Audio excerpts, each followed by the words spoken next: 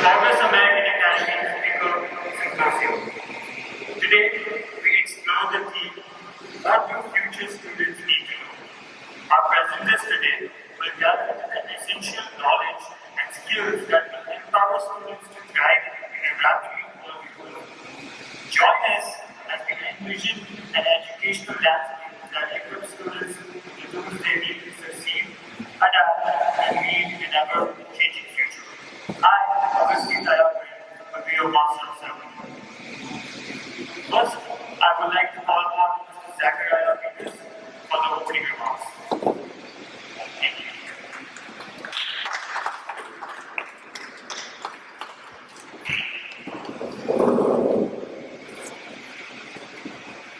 Ladies and gentlemen, esteemed educators, students, and guests, I am delighted to welcome you to the Speaker Symposium today. Our event titled Unleash the Ravens, Wings of Wisdom is a celebration of knowledge and learning as we explore the theme, what do future students need to know? I am honored to be the academic coordinator for this gathering, which is dedicated to envisioning an educational landscape that equips students with the tools they need to succeed, adapt, and lead in an ever-changing future.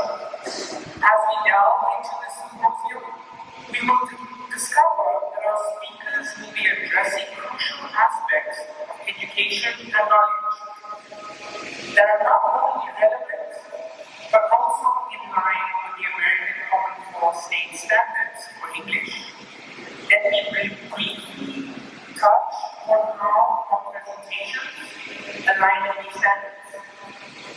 First and foremost, our theme, what the future students need to know, is closely tied to Common Core Standard Reading and Learning 11 to 12, which requires students to analyze the development of central ideas. Our speakers will explore essential knowledge and skills to provide you with valuable insights into what students should be equipped with in this rapidly evolving world. In addition, our presenters will be delving into the context and impact of various topics, aligning with standards RL 11 to 12.4 and L 11 to 12.4K. This focus on context and to ensure their arguments are well supported, our speakers will use textual evidence covering R 11 to 12.1, connotation and denotation covering R 11 to 12.4, and L 11 to 12.5b, and engage in critical thinking and analysis. Their presentations will be structured logically, and they will skillfully use digital media to enhance their message. As a result, the symposium aligns with a range of Common Core standards for our students participating. In conclusion, Unleash the Ravens, Wings of Wisdom is not just an academic event, but a platform for the exchange of ideas, knowledge, and inspiration. I hope you will find our discussion today both enlightening and thought-provoking. Thank you for being here, and without further ado, let's begin the journey of exploring the educational landscape of the future. Thank you. Now, this almost stage is for musical selection.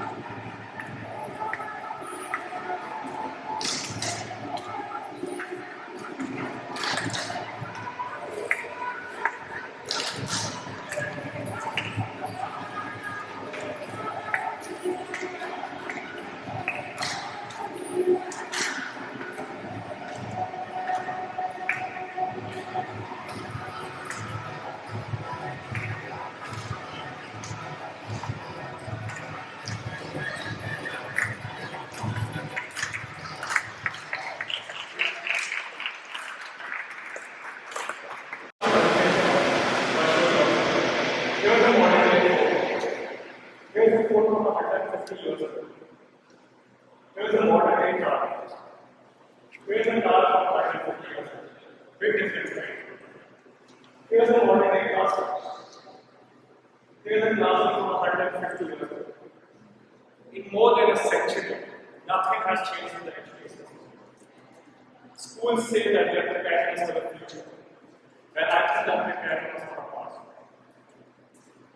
Schools are obsessed with standardized tests, thinking that filling in a promise sheet of an institute test is an appropriate measure of how smart the student is. This is ludicrous. But don't take my word for it. Take Frederick J. Perry, the man who invented standardized testing. He said, and I quote, "These tests are too good to be used and should be abandoned." If you look at school, it's the opposite of what it takes for success. Do as you're told. Don't make any mistakes. Work a lot of tests. There's only one right answer. When you go into the real world, you figure out you don't have to work. And there's not always one right answer. There's multiple answers. Students come out of school paralyzed. So, how do we fix it?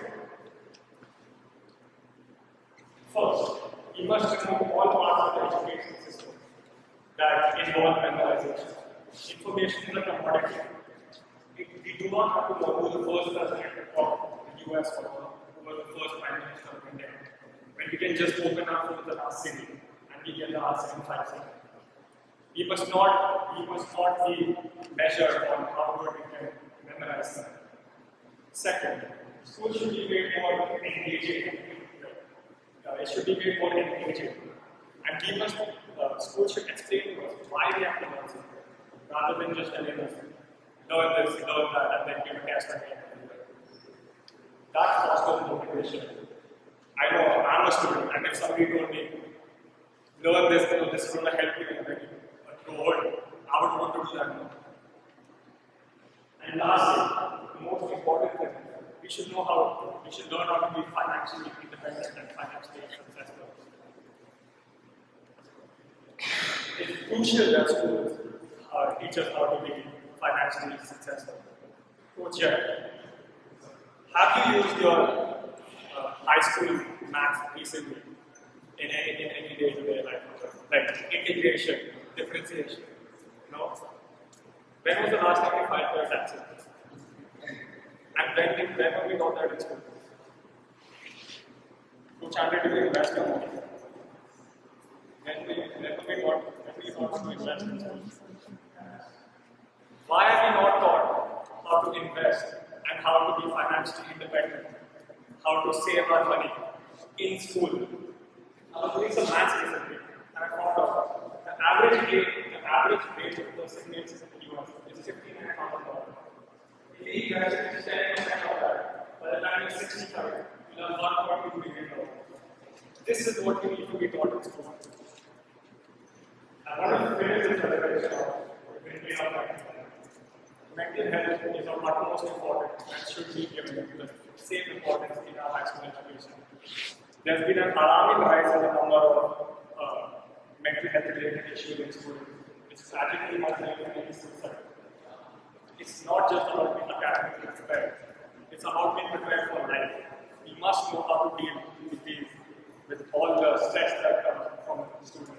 It's because of this stress and these unrealistic expectations, this needs the demise of students. I want to end my presentation with a quote. Why students might be 20% of our population? They are 100% of our future. And we owe it to our students to make the necessary change.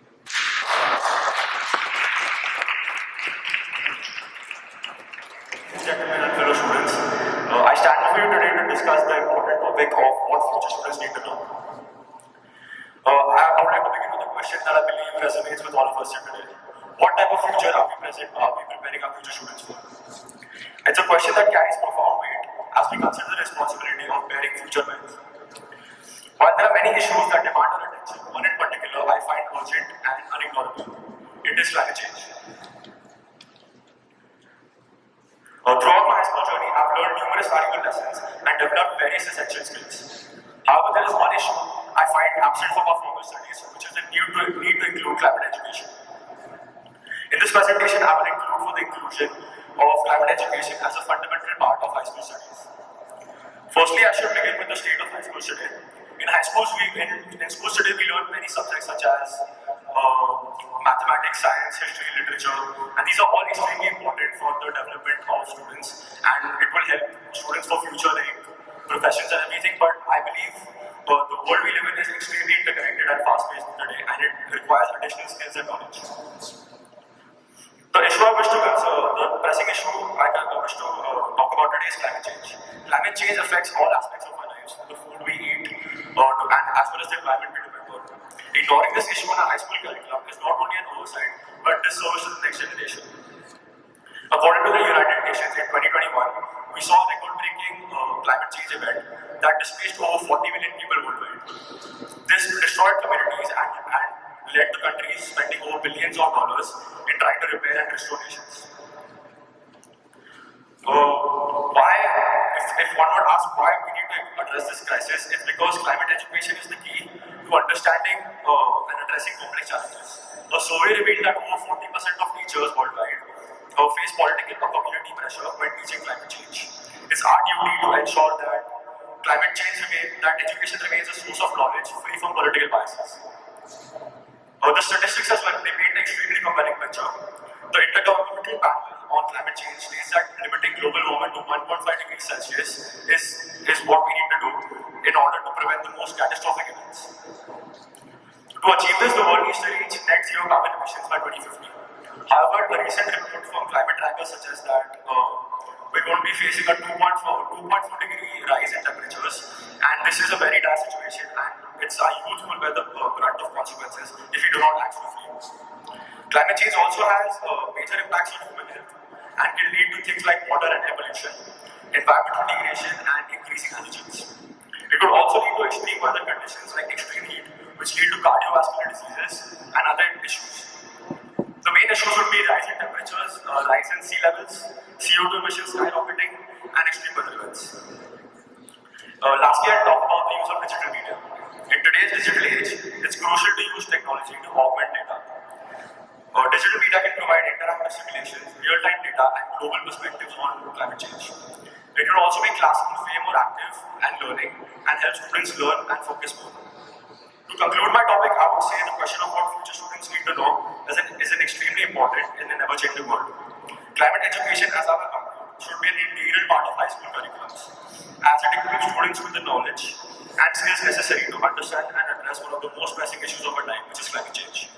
By incorporating climate education, we prepare students to shape a more sustainable and equitable world.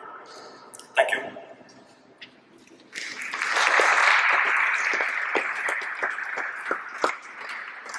Yes, indeed, climate change is a serious problem. Thank you. That was a much needed information we need to know. Next up, we have Ms. Anjali Pandey.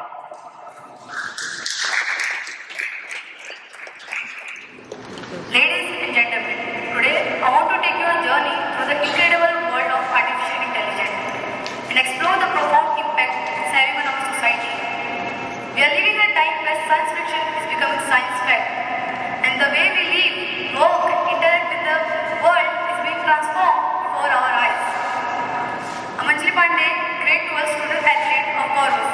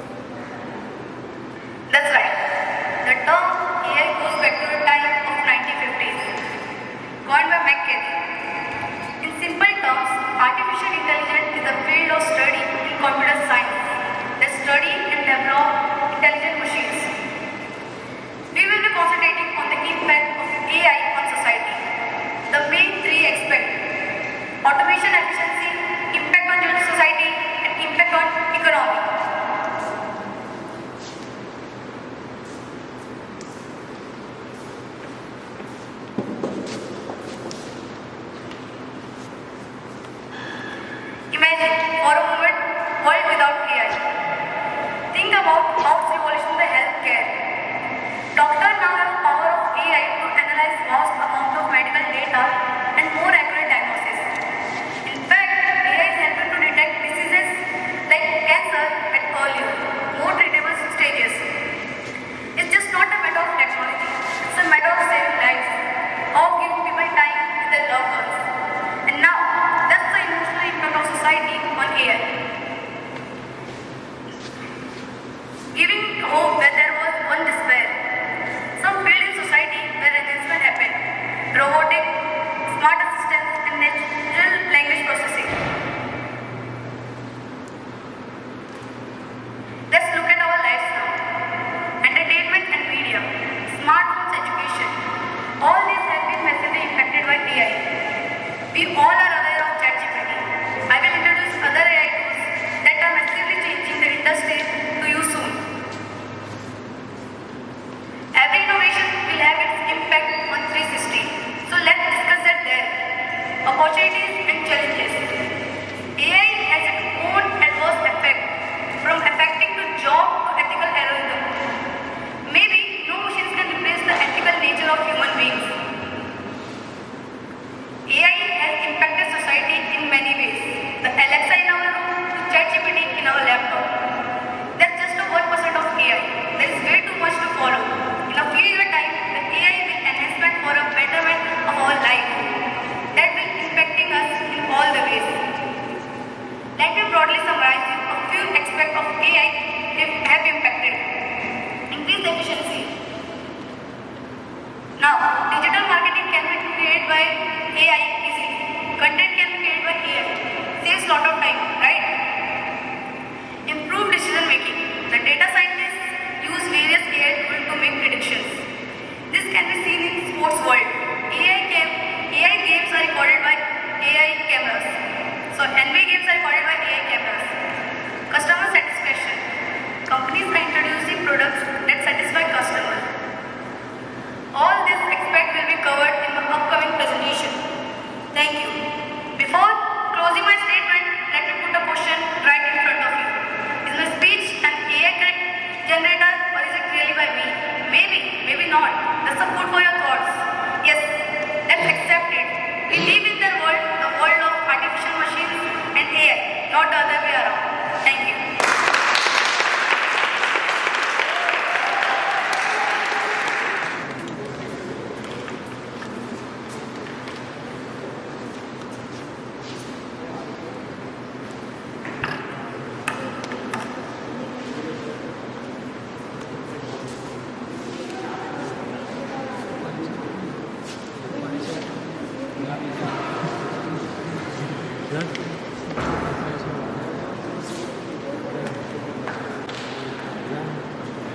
Thank you, Ms. Anjali Pandey. That was a great presentation. Good afternoon to everyone present here. Our topic is social media and mental health. I'm starting with a quote by the Greek philosopher Corvuss. Choices are the measures of destiny.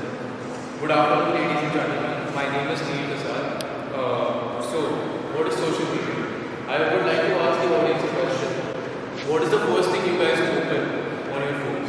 Whenever you get your phones in your hand, what do you open on your phones when you get the phone in your hand? What is the first thing you do? WhatsApp. What do you do when you open your phone? What is the first thing you open? Zen. What do you do? Instagram. Scrolling through reels, watching endless amount of posts. That is all we do. We waste our time scrolling through that. Now, I would like to enlighten everyone about positives and the negatives of social media. Social media's impact on students is a complex and multifaceted issue encompassing both positive and negative aspects. On the positive side, social media platforms have revolutionized communication, enabling students to connect with peers, share information, and build communities. Talking to friends over a long period of time. Suppose you have a friend somewhere in some other country. You connect with that friend, you talk to that friend for a limited period of time, it's done. Spending endless time on social media is harmful for your health. Statistics also reveal a correlation.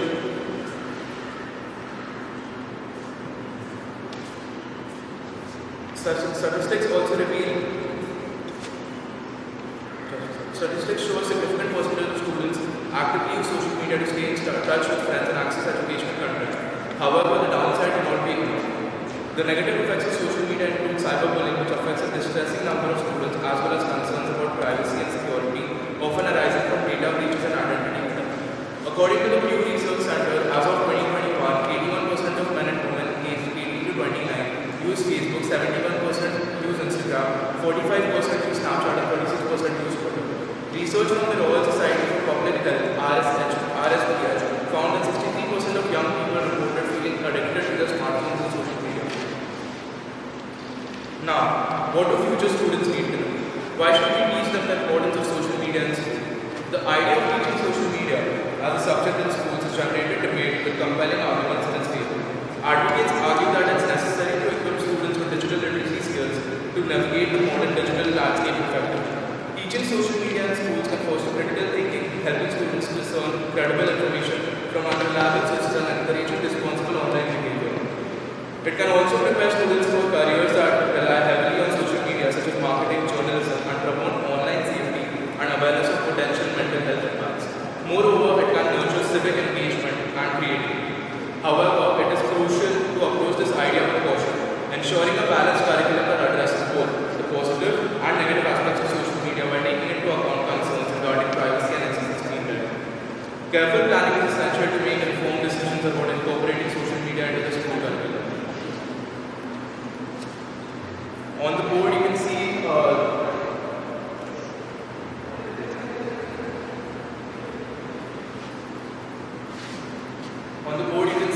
a bar graph stating the average time which a particular user from any country spends on social media.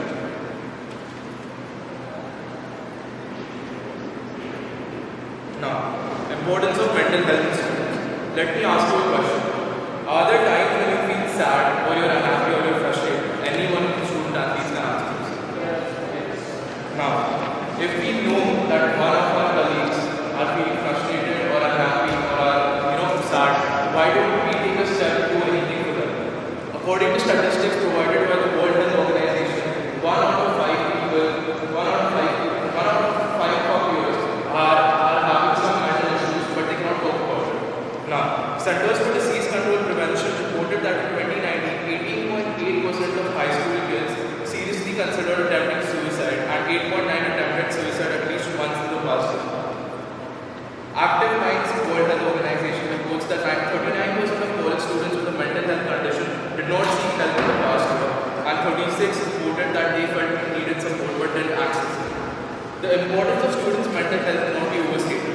It is not only crucial for their academic success but also for their personal growth and development. Mental well-being is intrinsically linked to physical health, emotional resilience, and the ability to build and sustain social relationships. Moreover, a student's mental health has a significant impact on their future career prospects, by extension, the well-being of the broader community and society. Now, integrating education on the benefits and harms of social media and emphasizing the significance of mental health within the school curriculum is an imperative for several compelling reasons. Firstly, it equips students with essential digital literacy skills, enabling them to critically evaluate online content and practice responsible online behavior. We all know there are fake news which are being spread all over the world. Whenever we open social media, there are posts which say two different things at the same time. You don't know whom to trust. Learning more about social media, getting to know about which news are credible and which are not, helps us to differentiate between credible and non-credible news, and we know whom to trust. Furthermore, teaching students about the potential consequences of social media use foster responsible online behavior, reducing the likelihood of bad outcomes. Ultimately, incorporating these topics into the school curriculum empowers students to make informed decisions, become responsible digital citizens, and prioritize their mental health, thus contributing to their success and development of a more supportive and knowledgeable society. Thank you. On stage, our one and only Student Council President, Aryan Lakani.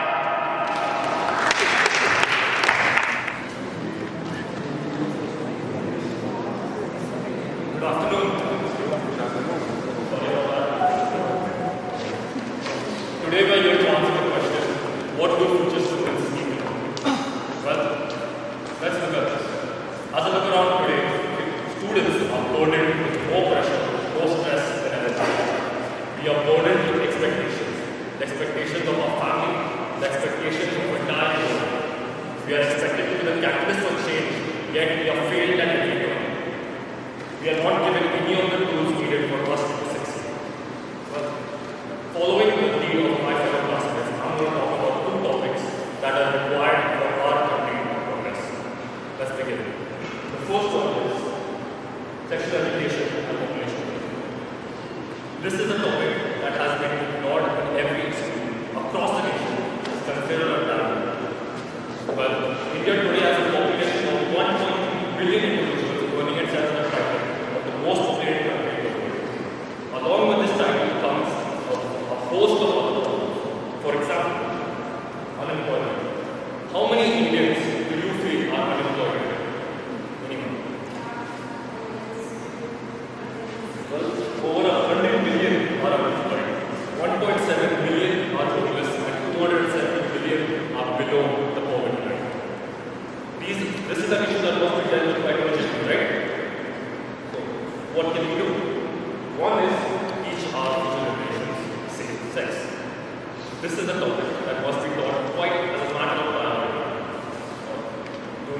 Teaching them this can not only help even over the issues of overpopulation and other issues I mentioned, but it can also lead to a safer and healthier generation, enabling themselves to make better decisions regarding their society. Now, the second and the most important topic, financial literacy. Ever since British ships arrived on the shores of our country, India has been pushed into a miserable state of poverty. Let me ask you this another question. How much did the British take from India? Anyone? Billions? Well, they took $45 trillion from our country.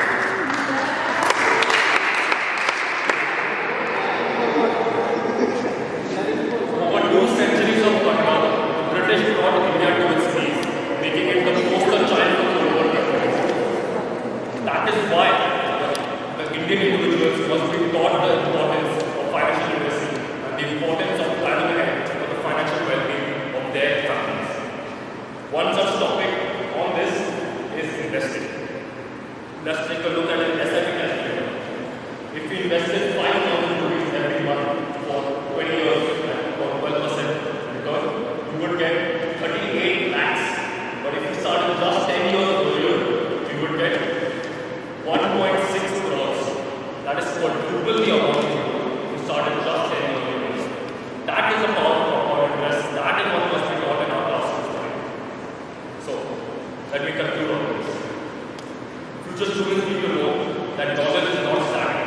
It is a lifelong journey of learning, adapting, and facing change. The world is played with evil, and that future students need to know that no one is coming to save us. And what we make of ourselves is up to the work that we do. So, learn from experiences, live like a good world, and be dedicated to everything. Learn, live, and succeed.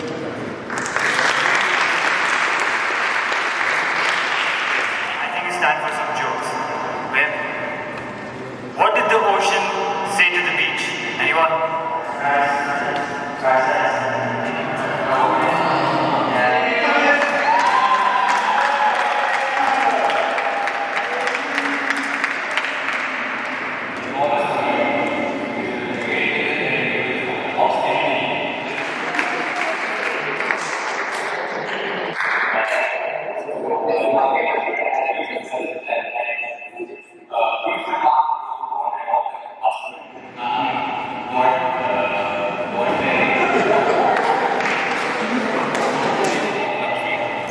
They were complaining and all this.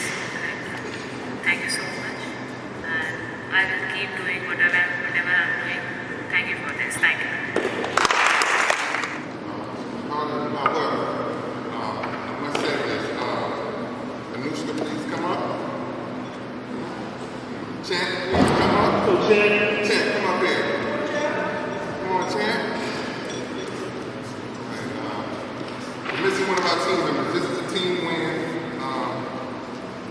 A lot of team support, a lot of support from the staff, a lot of support from the coaches went into this achievement. Thank you, Coach. I want to thank our invited guests, our panel, our teachers, our seniors that presented today. I thoroughly enjoyed the commitment that they put in to the work that was presented. In addition to that, it opened up a few ideas moving forward.